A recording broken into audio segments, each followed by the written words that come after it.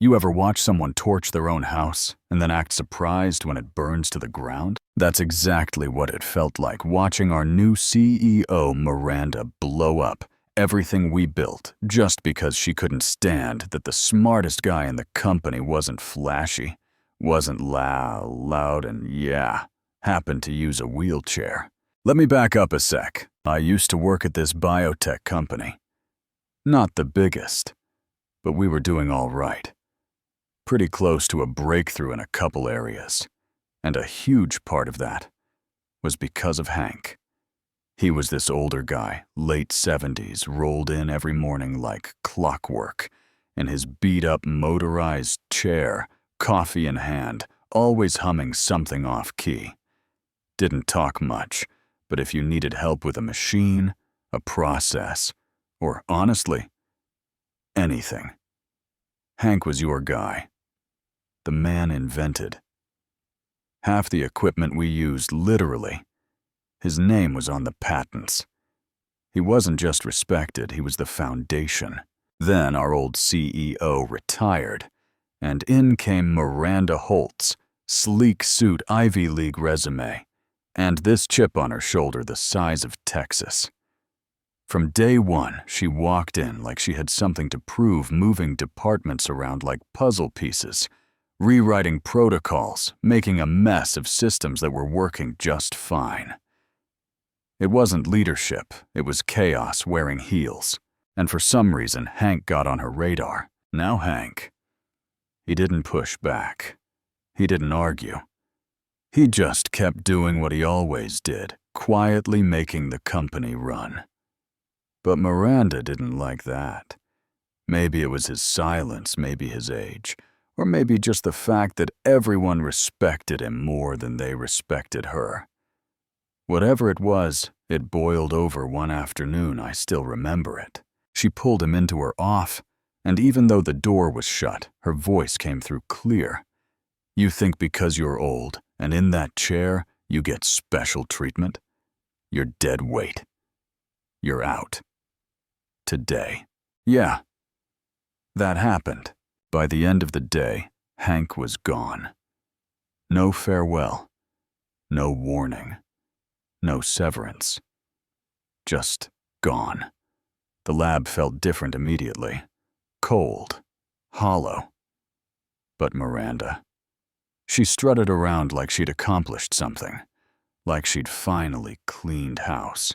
What she didn't know, and what made this whole thing poetic, was that Hank owned the rights to most of the patents we were using. See, years ago, the company signed an agreement with him. He'd hold the patents personally until retirement, then transfer them for a bonus and full credit. But because she fired him, violated that contract, everything defaulted. Back to him. The company had no legal right to use his designs anymore, so within days, half our operations froze. Machines had to be shut down. Research projects paused, clients pulled out. Miranda freaked. She tried calling Hank, sent flowers, gift baskets, even offered him his job back with a raise. He didn't say a word, just smiled, I imagine, and kept moving. And then the real twist. Hank joined our biggest competitor. Yeah. He went across the street, so to speak, and they rolled out the red carpet. They didn't just get his tech. They got his brain, his blueprints, his years of experience. Meanwhile, we were left scrambling to rebuild what we never truly understood in the first place. The board started panicking. Losses mounted millions easy. Investors started asking questions. People began quitting, not just engineers, but admin, finance, even HR.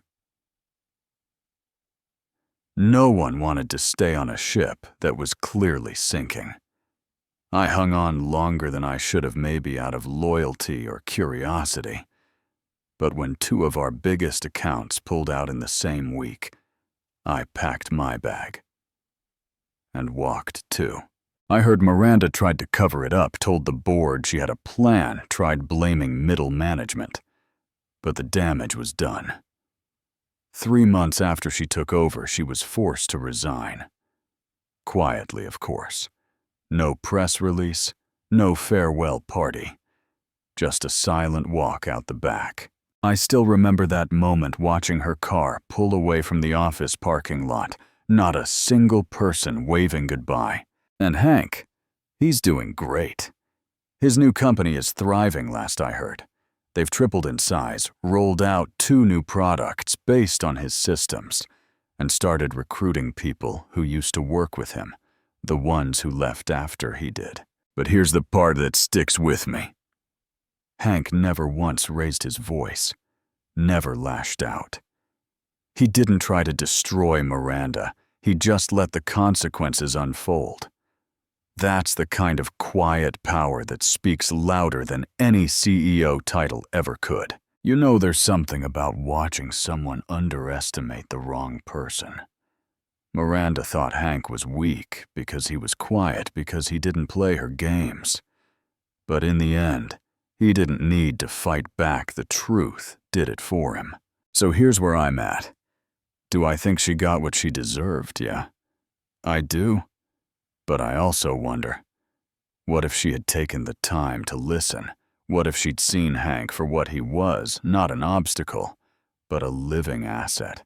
Could the company have been something extraordinary? I guess that's the part that stings the most, watching potential get buried under ego. Anyway, that's the story. I moved on to another lab. Calmer, less dramatic, and a hell of a lot more respectful. Every now and then I catch myself wondering what would have happened if Miranda had just sat down with Hank for 10 minutes. But maybe she was too busy playing boss to recognize brilliance. Let me know what you think, kid. Hank do the right thing, walking away? Or should he have stayed and fought from the inside? And do you think Miranda was just another power-hungry exec? Or did she crash and burn because no one ever taught her how to actually lead? Drop your thoughts in the comments. I'm really curious what you'd do in Hank's shoes. And if you've ever worked with someone like Miranda, yeah, I feel for you. If you liked the story, go ahead and hit that like button. Subscribe for more wild tales from the workplace, and share this video with someone who knows what it's like to be underestimated. Because sometimes the quietest person in the room is the one holding all the power.